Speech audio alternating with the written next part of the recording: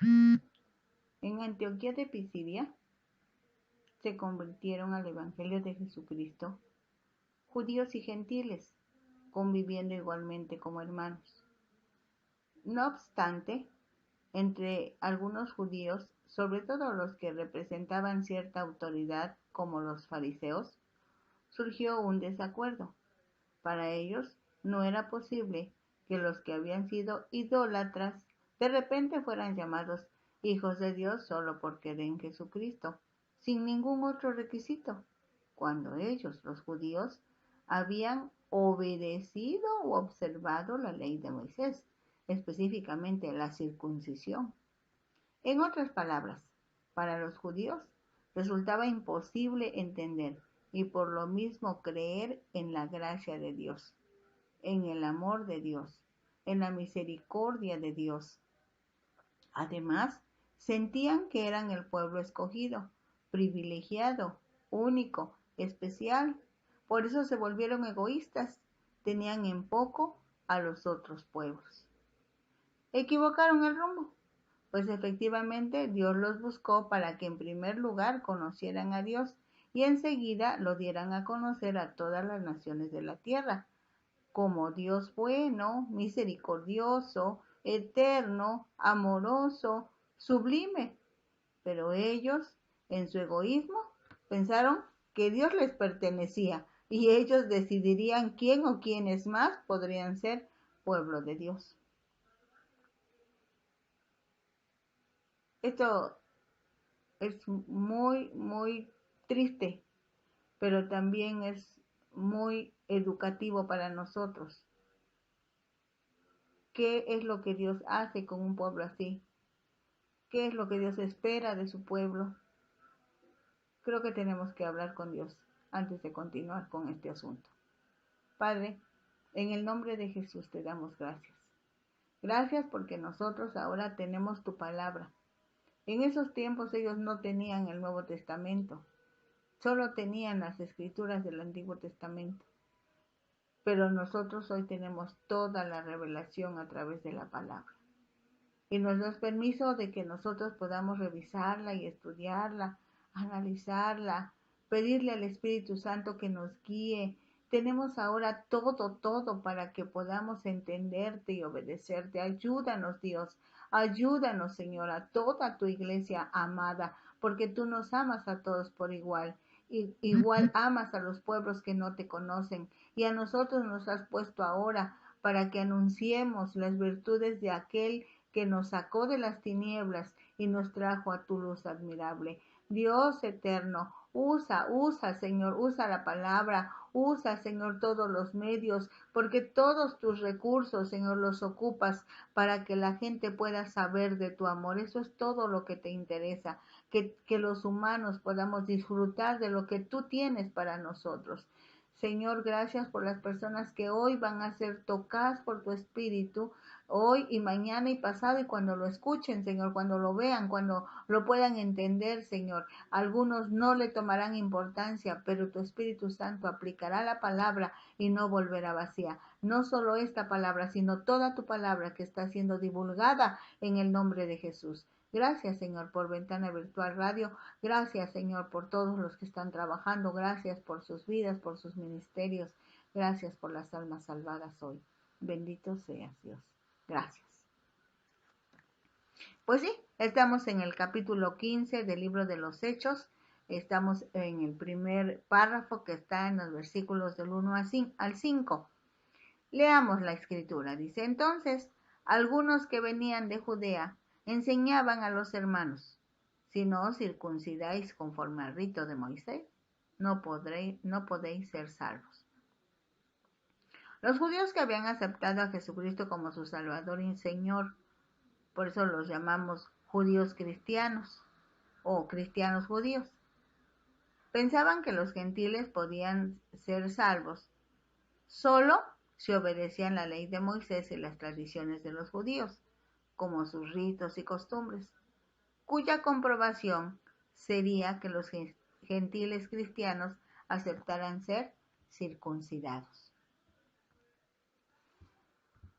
Según Pablo, Bernabé y los otros apóstoles, la ley de Moisés era muy importante para los judíos, no así para los otros pueblos, porque la ley no puede salvar.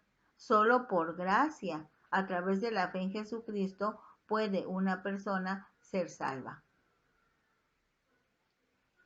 El versículo 2 dice, como Pablo y Bernabé tuviesen una discusión y contienda no pequeña con ellos, se dispuso que subiesen Pablo y Bernabé a Jerusalén y algunos otros de ellos a los apóstoles y a los ancianos para tratar esta cuestión, este asunto, esta diferencia. Pablo y Bernabé, seguramente como responsables de la iglesia en Antioquía de Siria, hablaron con esos algunos que venían de Judea. Y dice el pasaje que tuvieron discusión y contienda. Cuando revisamos estas palabras, se refiere en primer lugar a una búsqueda.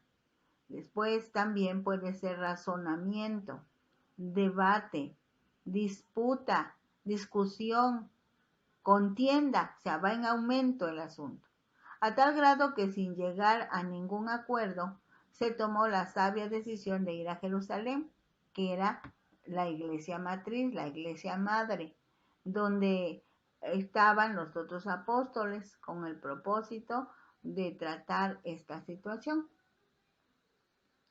Ellos, pues, habiendo sido encaminados por la iglesia, pasaron por Fenicia y Samaria, contando la conversión de los gentiles, y causaban gran gozo a todos los hermanos. La comisión que salió de Antioquía aprovecharon la oportunidad para saludar a los hermanos, a la iglesia que estaba en Fenicia y Samaria, testificando cómo Dios estaba salvando almas de entre los gentiles. Y la respuesta de la iglesia en estos lugares fue de gozo y alegría, al saber que Dios estaba cumpliendo su promesa. Dice el versículo 4, y llegados a Jerusalén, fueron recibidos por la iglesia, y los apóstoles y los ancianos, y refirieron todas las cosas que Dios había hecho con ellos. La iglesia de Jerusalén, incluidos los apóstoles y los ancianos, la palabra que se tradujo como ancianos del griego, se debe entender referida a la naturaleza de su actividad, pues los ancianos son los que estaban dedicados al cuidado de la iglesia, considerando su madurez y experiencia espiritual. Llama la atención que sea en plural.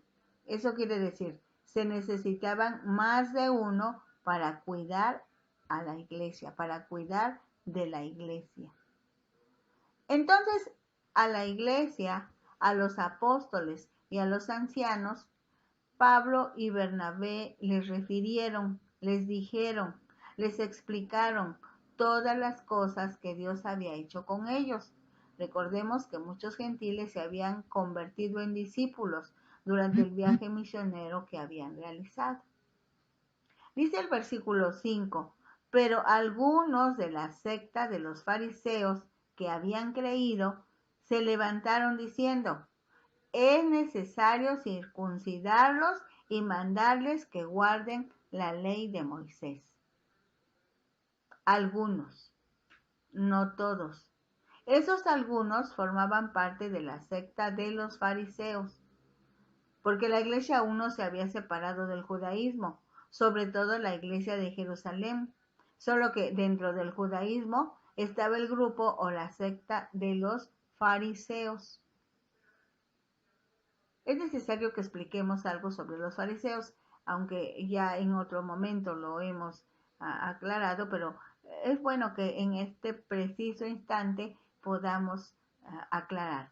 Nacieron como un grupo piadoso de hombres a quienes les importaba mucho que se obedeciera la ley de Moisés. Originalmente actuaban bajo la dirección de los escribas, puesto que ellos, por ser los que transcribían los rollos que contenían la ley, sabían lo que la ley decía.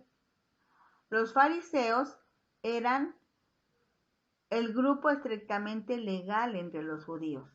llegando a ser el partido o el grupo más popular e influyente. Sobre todo para ellos, el cumplimiento de la ley era a veces hasta más importante que ni Dios mismo. Y cuando ellos dejaron de lado a Dios, su actitud se tornó meramente externa, formal y mecánica. Ellos estaban acostumbrados a verificar que la ley se cumpliera. Muchas veces ellos no la cumplían, pero exigían que se cumpliera. Así que la circuncisión era como el sello, la marca, la prueba, la comprobación de que tal o cual persona era o formaba parte del pueblo de Dios. Ponían el énfasis no en la rectitud de la acción, sino en su corrección formal. Como consecuencia, fue inevitable su oposición a Cristo. Cuando Jesús sanaba en sábado, los fariseos lo acusaban de que estaba violando la ley. Solo que Jesús un día les dijo: yo soy mayor que el sábado. Además, yo estoy haciendo bien sanando a los enfermos. Y eso es hablar bien de Dios, es alabar el nombre de Dios. Y el sábado es para eso, para alabar el nombre de Dios. Lo anterior explica por qué, aunque habían creído, porque el versículo lo dice, ellos habían creído, pero no alcanzaron a distinguir. Fíjense, es interesante, sí habían creído, pero no alcanzaron a distinguir que la revelación de Dios hacia la humanidad estaba en otro momento, que la gracia de Dios, el regalo de Dios, había llegado desde el cielo hasta la tierra. Y si bien la ley había sido su guía de conducta para el pueblo de Dios, como dice el Evangelio de Juan, la ley por Moisés fue dada, pero la gracia, el regalo de Dios y la verdad vinieron por medio de Jesucristo.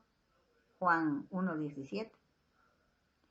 Desde Juan 1:16 dice: porque de su plenitud tomamos todos, está hablando de Jesús, y gracia sobre gracia. Esto de gracia sobre gracia es muy interesante. Yo quiero explicarlo así. Dios en Sinaí le dio a Moisés la ley. Ese fue un regalo, un destello de gracia, porque su objetivo era dirigir la conducta del pueblo de Dios. Dios buscó a su pueblo, se dio a conocer a su pueblo, a ellos, dándoles instrucciones precisas para que al obedecerlas siempre estuvieran bendecidos por Dios y pudieran presentarlo a todos los pueblos de la tierra. Es la parte del versículo que dice sobre gracia, la primera manifestación de la gracia. Pasó el tiempo y según el reloj de Dios, según el tiempo Kairos, Dios envió a su propio Hijo como el máximo regalo, gracia, como el máximo regalo de Dios a la humanidad, para que buscara y salvara a todos los seres humanos. Esa es la parte del versículo que dice, y gracia. Así que Jesús vino a la tierra como regalo de Dios, y gracia. Sobre la gracia, el regalo que ya había entregado Dios antes, la ley de el otro regalo fue la ley de Moisés. Por eso dice la Biblia que Jesús cumplió la ley. De hecho, fue el único que pudo cumplir la ley. Nadie ha podido, ni puede, ni podrá cumplir la ley. Solo Jesucristo la cumplió. Por eso, si recibimos a Jesucristo como nuestro Salvador y Señor, la ley está cumplida por Él y nosotros solo disfrutamos de su amor, de su perdón, de su cuidado, porque de su plenitud tomamos todos y gracia sobre gracia. Ahora, en los versículos 6 al 11, perdón, dice, y se reunieron los apóstoles y los ancianos para conocer de este asunto. En este tiempo la iglesia había aprendido a depender de los hermanos a quienes ellos reconocían como autoridad. Realmente la iglesia de Jerusalén había enviado a Bernabé para que apoyara a la iglesia de Antioquía. Al llegar Bernabé a Antioquía, se regocijó al ver que muchos gentiles habían creído en Jesús como su Señor y Salvador, pero también entendió que necesitaba ayuda, así que fue a Tarso y trajo consigo a Saulo para que juntos apoyaran a la iglesia naciente. Cuando llegaron de Jerusalén algunos con ideas diferentes y después de discutir el asunto, la iglesia de Antioquía recurrió a su autoridad para buscar la solución a ese desacuerdo. Dice el versículo 7, y después de mucha discusión, Pedro se levantó y les dijo, varones hermanos, vosotros sabéis cómo hace algún tiempo que Dios escogió que los gentiles oyesen por mi boca la palabra del Evangelio y creyesen. Hubo una grande contienda sobre el tema y Pedro se dirigió a los apóstoles y los ancianos, recordándoles su experiencia con Cornelio, cómo el mismo apóstol Pedro tuvo que recibir del Espíritu Santo la revelación por medio de la visión del lienzo que descendió del cielo con animales inmundos según la ley, pero que para Dios no eran inmundos porque Dios mismo ya los había limpiado. Y fue por esa revelación que Pedro aceptó ir a la casa de Cornelio, un gentil. Con esto nos queda muy claro qué difícil fue para los judíos aceptar a los gentiles. Aún Pedro había estado con Jesús, Pedro había visto cómo Jesús amaba a los gentiles y cómo los atendía, pero para él todavía ese modelo de lo inmundo y lo limpio estaba bien vigente. Dios tuvo que hablarle de otra manera para que pudiera entenderlo. Dice el versículo 8, y Dios, que conoce los corazones, les dio testimonio, dándoles el Espíritu Santo lo mismo que a nosotros. Y ninguna diferencia hizo entre nosotros y ellos, purificando por la fe sus corazones. Esa primera experiencia del bautismo del Espíritu Santo entre los gentiles era la prueba de que Dios es incluyente. No hace excepción de personas, sino que todo el que lo busca lo halla y recibe de su gracia, de su favor. La vivencia de Cornelio y los suyos fue para que los demás discípulos no tuvieran duda de que Dios los consideraba iguales. No hizo ninguna diferencia entre nosotros y ellos, y les dio el Espíritu Santo de la misma manera, decía Pedro con mucha claridad. El versículo 10 dice, ahora pues, ¿por qué tentáis a Dios poniendo sobre la cerviz de los discípulos un yugo que ni nuestros padres ni nosotros hemos podido llevar, hemos podido cumplir? Si la ley era un yugo que los judíos no podían llevar, ¿cómo ésta los ayudó a través de su historia? Pablo escribió que la ley era un maestro, era un ayo y guía que señalaba sus pecados de manera que se arrepintieran y volvieran a Dios y vivieran correctamente. Por eso decimos que aún la ley fue un destello de gracia, aunque humanamente hablando está demostrado que es imposible cumplir la ley. Dice el versículo 11, antes creemos que por la gracia del Señor Jesús seremos salvos, de igual modo que ellos. Igualmente, Pedro dijo que somos salvos por la gracia del Señor Jesús y no por llevar el yugo de la obediencia a la ley. De los versículos 12 al 21 en este párrafo encontramos muchas cosas interesantes. Entonces toda la multitud calló y oyeron a Bernabé y a Pablo, que contaban cuán grandes señales y maravillas había hecho Dios por medio de ellos entre los gentiles. Solo después que Pedro hubo hablado, los misioneros de Antioquía hablaron contando sus experiencias entre los gentiles. Nuevamente el nombre de Bernabé aparece en primer lugar. Descubrimos entonces que todavía ante la iglesia establecida, Bernabé era reconocido, respetado, pues él fue quien presentó a Pablo ante la iglesia de Jerusalén, pero delante de los gentiles, como Pablo era el que daba el mensaje, a él se dirigían en primer lugar. Dice el versículo 3, y cuando ellos callaron, Jacobo respondió diciendo, varones hermanos, oídme. Por este versículo afirmamos que Jacobo o Santiago, el hermano de Jesús, llegó a ser autoridad espiritual en la iglesia en sus comienzos y precisamente ejerce esa autoridad después de que en el versículo 7 dice que había habido mucha discusión. El Señor el Espíritu Santo usó a este hombre. No fue a Pedro, no fue a Pablo, fue a Jacobo o Santiago. Versículo 14. Dice, Simón ha contado cómo Dios visitó por primera vez a los gentiles para tomar de ellos pueblo para su nombre. Versículo 15. Y con esto concuerdan las palabras de los profetas como está escrito. Después de esto, volveré y reedificaré el tabernáculo de David que está caído, y repararé sus ruinas, y lo volveré a levantar, para que el resto de los hombres busque al Señor, y todos los gentiles sobre los cuales es invocado mi nombre, dice el Señor que hace conocer todo esto desde tiempos antiguos. Esta profecía está en el libro del profeta Amós. Amós escribió aproximadamente 800 años antes de Cristo. El que no se consideraba profeta.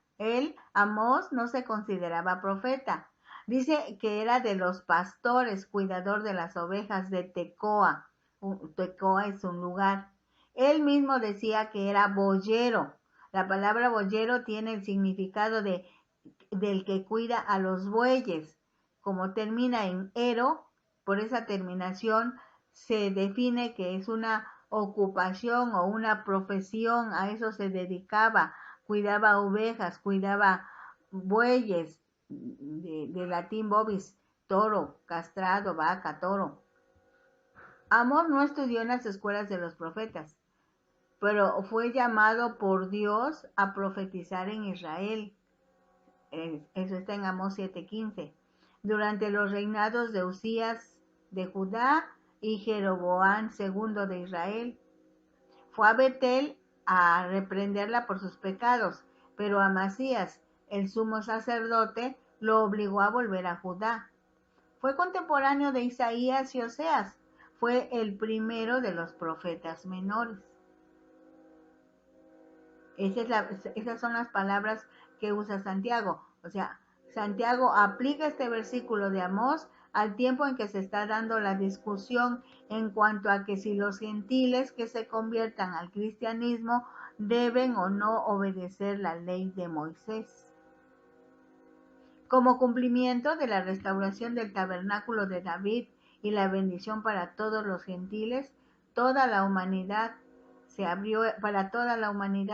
se abrió el velo, se amplió la revelación, es para todas las naciones, dice Jehová de los ejércitos. Después de la explicación, aplica la palabra a manera de conclusión en esta su intervención en la reunión, en donde ya ha habido mucha discusión, donde Pedro y Pablo también ya habían explicado sus propios testimonios. Dice el versículo 19, por lo cual yo juzgo que no se inquiete a los gentiles que se convierten a Dios. Es por gracia que somos salvos, por la fe. Y esto, la fe, no es que nosotros tengamos tanta fe. Esto es don, es regalo de Dios. Sigue diciendo el versículo, no por obras, no es que hayamos realizado alguna obra meritoria, para que nadie se gloríe, para que nadie pueda argumentar que no necesitó de Dios para ser salvos de la condenación eterna. Dice el versículo 20, sino que se les escriba que se aparten de las contaminaciones de los ídolos, de fornicación, de ahogado y de sangre. El resultado de juzgar es juicio. Por eso dice, yo juzgo. No, fíjense, marcamos bien. ¿Qué es lo que juzga? ¿Qué es lo que dice Santiago? No se inquiete a los gentiles. Santiago estaba ocupándose de los gentiles, no solo se preocupaba. Para ese momento ya existía el papiro y la tinta, entonces les dice, se les envíe la resolución por escrito. Hoy decimos papelito habla, que quede por escrito. Lo que sí deben observar, cuidar, obedecer, es apartarse, separarse, no unirse, no participar, no involucrarse con, uno, las contaminaciones de los ídolos. Entre ellas, no deben comer carne de animales que hayan sido sacrificados en honor de los ídolos, menos adorar ídolos, ni hacerse ídolos, nada que ver con los ídolos, con la idolatría. 2. No deben involucrarse en la fornicación. La fornicación era una parte común de la adoración idólatra. A los lugares a donde habían ido Bernabé y Pablo, como Pafos, en donde los gentiles adoraban a Afrodita, la diosa del amor y el placer, las sacerdotisas eran prostitutas públicas. Por eso decimos que la fornicación, para nosotros hoy, las relaciones sexuales ilícitas o fuera del matrimonio, era una práctica común de la adoración idólatra. Además de que la sociedad de todos los tiempos y en todos los lugares históricamente hablando ha practicado el sexo ilícito con todas sus derivaciones y perversiones. El mensaje es: eviten las relaciones sexuales que la ley de Moisés prohíbe, porque en ese sentido la ley de Moisés es muy puntual en sus prohibiciones. Levítico 18 habla de los actos que se consideran ilícitos, y el capítulo 20 habla de los castigos a esos actos. El tercer asunto, que se separen, que no tengan relación con el ahogado, o sea, de comer carne de animales sin desangrar, reflejando la enseñanza bíblica de que la vida está en la sangre. Por eso Dios dice, no coman de esos animales, porque se ahogaron en su propia sangre. Y al final dice, y de sangre. Puntualiza la recomendación anterior. Ninguna persona de vosotros comerá sangre, porque se argumenta que la vida está en la sangre. Clínicamente hablando, médicamente hablando, tiene muchas implicaciones que hoy no diremos. Dice el versículo 21, porque Moisés desde tiempos antiguos tiene en cada ciudad quien lo predique en las sinagogas, donde es leído cada día de reposo. Con esto quiso decir, los judíos y los gentiles prosélitos, o sea, recordemos que los prosélitos son los gentiles que quieren adorar al Dios de Israel, a Jehová. Entonces, los judíos y los gentiles prosélitos conocen bien la ley, porque cada sábado van a la sinagoga y escuchan la lectura de la ley. Así que, como ustedes ven, estas indicaciones sí están basadas en la ley de Moisés. Son de observancia práctica para mantener la pureza del alma y cuerpo, que nos permitirán a todos mantener nuestra comunión y dependencia de Dios. Para los lectores de hoy, no es solo por qué se incluyen algunas cosas, sino también por qué se omiten algunos importantes asuntos éticos de buena moral, porque seguramente se esperaba que los creyentes gentiles, por ejemplo, se les hiciera hincapié en no robarán y otros asuntos que son exclusivos de los gentiles, pero lo que se percibe como típico comportamiento gentil explica el contenido de la lista. Todos los creyentes deben actuar más como siervos de Dios que como gentiles comunes de su tiempo. Esto aclara el asunto, ¿verdad? Porque ahora ya no son idólatras, son hijos de Dios por la fe en Jesucristo, guiados por el Espíritu Santo, que como una de sus funciones es precisamente santificar al pueblo, esto es llevarlo a Dios que es santo, y por ello ese pueblo se alejará del pecado, de todo pecado, porque el Espíritu Santificador lo dirige. Se acabó la discusión. De inmediato dieron el siguiente paso del proceso. Habría que hacérselo saber a toda la iglesia, a todas las iglesias locales. Ahora está el párrafo que encontramos en los versículos 22 al 29. Entonces pareció bien a los apóstoles y a los ancianos, con toda la iglesia, elegir de entre ellos varones y enviarlos a Antioquía con Pablo y Bernabé.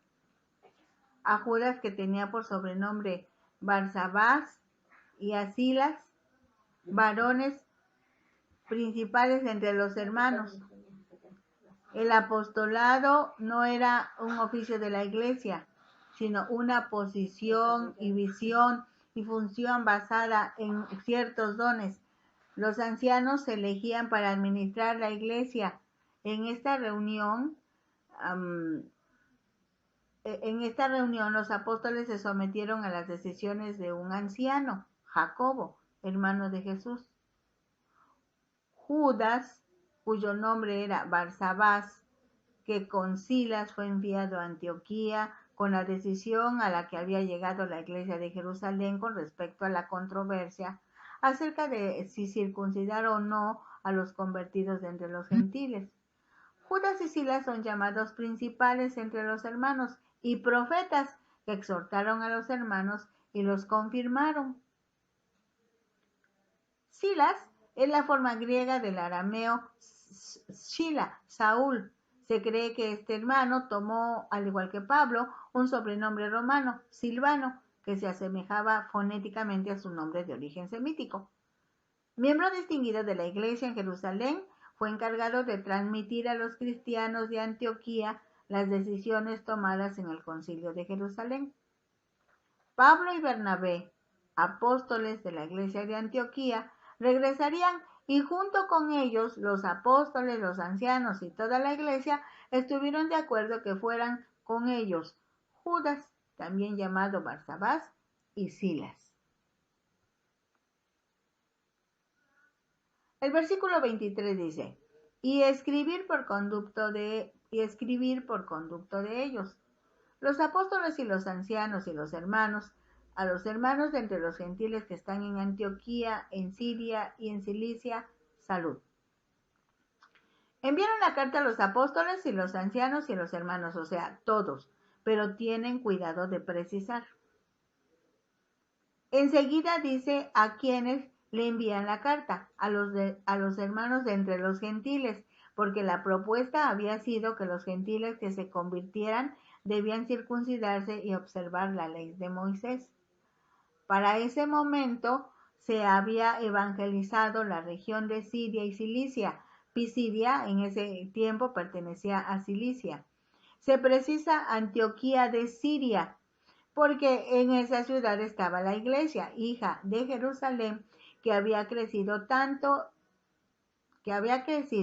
en número y también en comunión con Dios, a la que el Espíritu Santo había dado instrucciones para que enviaran a Bernabé y a Saulo como misioneros a la región de Panfilia y Cilicia, pasando por Chipre, regiones de Asia Menor, todas esas. Dice el versículo 24. Por cuanto hemos oído que algunos que han salido de nosotros, a los cuales no dimos orden, os han inquietado con palabras, perturbando vuestras almas, mandando circuncidaros y guardar la ley.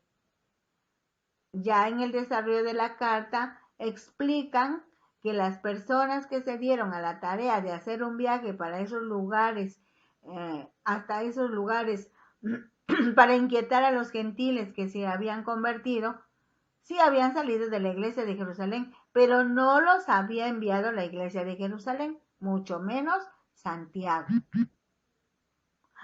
Situaciones parecidas se presentan hasta el día de hoy.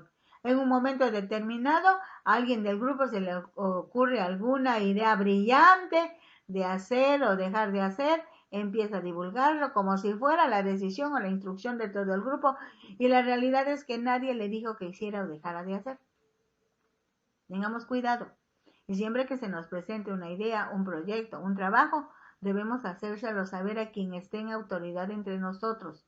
De lo contrario, podremos ocasionar problemas innecesarios a nuestros hermanos. Ahora bien, esa instrucción de que se circuncidaran los gentiles y que guardaran u observaran la ley parece una instrucción buena y hasta inocente, pero realmente era una perturbación. Estaban alterando la enseñanza de los apóstoles, estaban agregando obligaciones para los gentiles diciéndoles que si no lo hacían, no podían ser salvos. Hoy día también hay personas que quieren agregar actividades o actitudes para obtener la salvación. Unos poquísimos ejemplos pueden ser: debes ser bautizado en agua para estar seguro de que eres salvo. No es cierto. El bautismo no salva. El bautismo es un testimonio público de que he aceptado a Jesús como mi Salvador y Señor y estoy adquiriendo un compromiso de ser obediente a los mandamientos que están en la Biblia. Es diferente. Otro.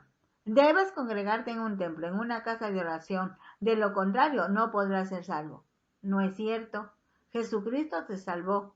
Y es bueno que te congregues, que te reúnas con un grupo de hermanos en Cristo para ser edificado y alegrarte, así como juntos adorar y orar y bendecir el nombre de Dios. Pero no es indispensable estar en el templo, al contrario, cada uno de los hijos de Dios nos constituimos en templo o centros de adoración. Qué diferente.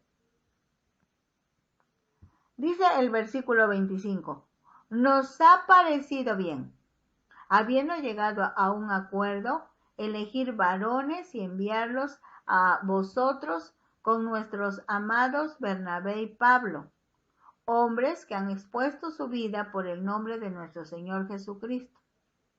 Así que enviamos a Judas y a Silas, los cuales también de palabra os harán saber lo mismo. En esta oportunidad les dicen, ahora sí estamos enviando a nuestros hermanos, Bernabé, Pablo, Judas o Barsabás y Silas. Son de los nuestros y van de nuestra parte. Les dirán lo mismo que dice la carta, porque para ese momento la comunicación verbal era más importante que la comunicación escrita. Dice el versículo 28, porque ha parecido bien al Espíritu Santo y a nosotros no imponeros ninguna carga más que estas cosas necesarias. La expresión que quedó registrada en este versículo 28, porque, eso nos va a decir la razón de este envío, porque ha parecido bien al Espíritu Santo y a nosotros. ¿Quiénes son nosotros? Los apóstoles, los ancianos y la iglesia. Veamos esto con letras grandes. Cuando la iglesia de Jesucristo inicia, está dirigida por el Espíritu Santo. Y en cada situación, ellos esperan la dirección del Espíritu Santo. Por lo menos en dos situaciones cruciales. Cuando inician los viajes misioneros es porque el Espíritu Santo da la instrucción. Y en el momento que los gentiles están siendo perturbados por los judíos que pertenecían a la secta de los fariseos, Santiago, usado por el Espíritu Santo, se levanta. Esto es interesante. Santiago, usado por el Espíritu Santo, se levanta y expone el resultado de su juicio cuando dijo juzgo, lo cual parece bien, en primer lugar, al Espíritu Santo. Entonces, fue el Espíritu Santo quien le dio a Santiago la solución realmente. En el resto del Nuevo Testamento, a través de las cartas de Pedro, de Pablo, de Juan, de Judas y demás, encontramos que la salvación se consigue si creemos que Jesús sufrió, murió y resucitó. La deuda de la humanidad está pagada. Tan solo debemos creer esta verdad. Por eso decimos que es por gracia, por regalo. Pues para creer necesitamos fe, pero Dios nos da fe. Todo es regalado. Quizá por eso no percibimos que al aceptar el regalo viene un paquete que contiene naturaleza divina para cada uno de los que aceptan el regalo. Dice Juan 1:12, a todos los que le recibieron, a los que creen en su nombre, les dio potestad de ser hechos, llamados hijos de Dios. Es automático, recibes el regalo, el Espíritu Santo te sella, ahora eres propiedad de Dios, te da su autorización de que seas reconocido, llamado hijo de Dios, ahora tienes la naturaleza de Dios, por lo tanto el pecado, la maldad, la fornicación, la muerte ya no tiene nada que ver contigo, ni tú tienes nada que ver con ella, con esos asuntos de pecado y demás. Es lo que sigue diciendo. Que os abstengáis, dice el versículo 29, que os abstengáis de lo sacrificado a ídolos, de sangre, de ahogado y de fornicación, de las cuales cosas si os guardareis, bien haréis. Pasadlo bien. Vamos a repasar esta instrucción. Apartarse de las contaminaciones de los ídolos. Entre ellas, no comer carne de animales que hayan sido sacrificados en honor de los ídolos, menos adorar ídolos, ni hacerse ídolos, nada que ver con ídolos, con la idolatría, con adorar a lo o a los que no son Dios. Por cierto que Dios es espíritu y los verdaderos adoradores debemos adorar al Padre en espíritu y en verdad. La fornicación, parte común de la adoración idólatra, dijimos, a los lugares a donde habían ido Bernabé y Pablo, como Pafos, donde los gentiles adoraban a Afrodita, la diosa del amor y el placer. Las sacerdotisas eran prostitutas, por eso decimos que la fornicación, relaciones sexuales ilícitas o fuera del matrimonio, era una práctica común de la adoración idólatra. Además de que la sociedad de todos los tiempos y en todos los lugares históricamente hablando ha practicado el sexo ilícito con todas las derivaciones y perversiones. El mensaje es: eviten las relaciones sexuales que la ley de Moisés prohíbe, porque en ese sentido la ley de Moisés es muy puntual en sus prohibiciones. Levítico 18 y habla de los actos. Levítico 20 habla de los castigos. La ley de Moisés tenía castigos. Dice Levítico. Ahora sí vamos a revisar qué dice Levítico. En el capítulo 17, 7, y nunca más sacrificarán sus sacrificios a los demonios. Pablo aclara más adelante diciendo que detrás de un ídolo hay un demonio, tras de los cuales han fornicado. Tendrán esto por estatuto perpetuo por sus edades. Y el capítulo 18 de Levítico dice: habló Jehová a Moisés diciendo. Fijémonos qué es lo que habló Jehová a Moisés. Ahí en ese capítulo 18 se están revisando, se están aclarando esas relaciones de las que a las que se refiere la ley de Moisés. Y las vamos a leer con cierto cuidado porque esto es muy importante. Dice: habla a los hijos de Israel y diles: yo soy Jehová vuestro Dios. No haréis como hacen en la tierra de Egipto, en la cual morasteis, ni haréis como hacen en la tierra de Canaán, a la cual yo os conduzco, ni andaréis en sus estatutos. Mis ordenanzas pondréis por obra, y mis estatutos guardaréis andando en ellos, yo, Jehová vuestro Dios. Por tanto, guardaréis mis estatutos y mis ordenanzas, los cuales, haciendo el hombre, vivirá en ellos. Yo, Jehová. Ningún varón se llegue a parienta próxima alguna para descubrir su desnudez. Yo, Jehová. La desnudez de tu padre o la desnudez de tu madre no descubrirás. Tu madre es, no descubrirás su desnudez. La desnudez de la mujer de tu padre no descubrirás, es la desnudez de tu padre, es tu madrastra. La desnudez de tu hermana, hija de tu padre o hija de tu madre, nacida en casa o nacida fuera, su desnudez no descubrirás. La desnudez de la hija de tu hijo o de la hija de tu hijo, su desnudez no descubrirás, porque es la desnudez tuya, es tu nieta. La desnudez de la hija de la mujer de tu padre, engendrada de tu padre, tu hermana es, su desnudez no descubrirás. La desnudez de la hermana de tu padre no descubrirás, es parienta de tu padre, es tu tía paterna.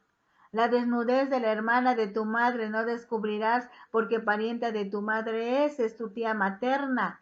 La desnudez del hermano de tu padre no descubrirás, es tu tío. No llegarás a su mujer, es mujer del hermano de tu padre, es tu tía política. La desnudez de tu nuera no descubrirás, mujeres de tu hijo, no descubrirás su desnudez. La desnudez de la mujer de tu hermano no descubrirás, es la desnudez de tu hermano, es tu cuñada. La desnudez de la mujer y de su hija no descubrirás. No tomarás la hija de su hijo, ni la hija de su hija, para descubrir su desnudez. Son parientas, es maldad. No tomarás mujer juntamente con su hermana para hacerla su rival, descubriendo su desnudez delante de ella en su vida. Y no llegarás a la mujer para descubrir su desnudez mientras esté en su impureza menstrual. Además, no tendrás acto carnal con la mujer de tu prójimo, contaminándote con ella. Y no des hijo tuyo para ofrecerlo por fuego a Moloc. No contamines así el nombre de tu Dios, yo Jehová. No te echarás con varón como con mujer, es abominación, ni con ningún animal tendrás ayuntamiento, amancillándote con él, ni mujer alguna se pondrá delante de animal para ayuntarse con él, es perversión.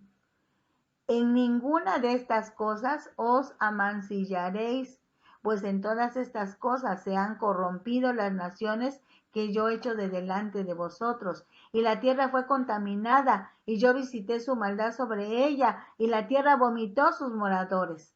Guardad, pues, vosotros mis estatutos y mis ordenanzas, y no hagáis ninguna de estas abominaciones, ni el natural ni el extranjero que mora entre vosotros. Porque todas estas abominaciones hicieron los hombres de aquella tierra que fueron antes de vosotros, y la tierra fue contaminada.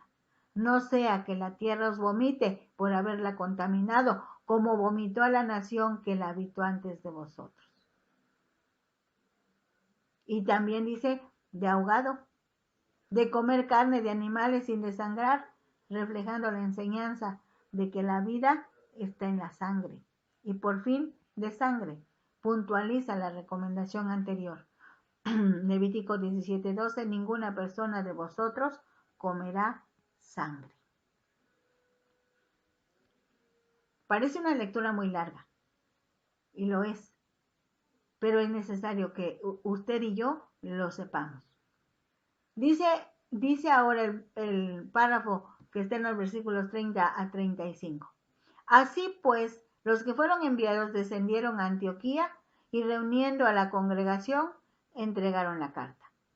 Habiendo leído la cual, se regocijaron por la consolación.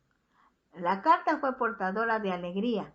Manifestaba que el Espíritu Santo era uno de los principales participantes en la decisión tomada.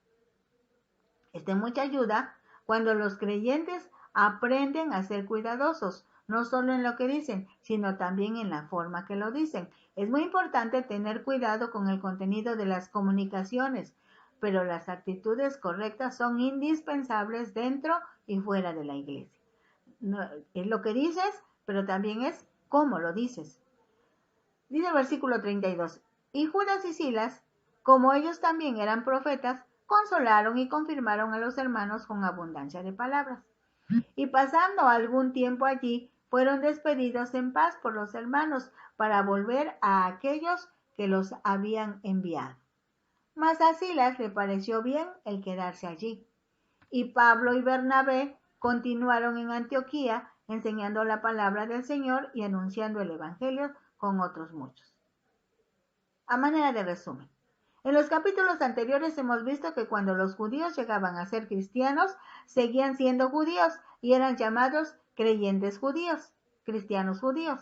Aquí la cuestión había sido si los gentiles necesitaban ser circuncidados y así ser considerados creyentes judíos.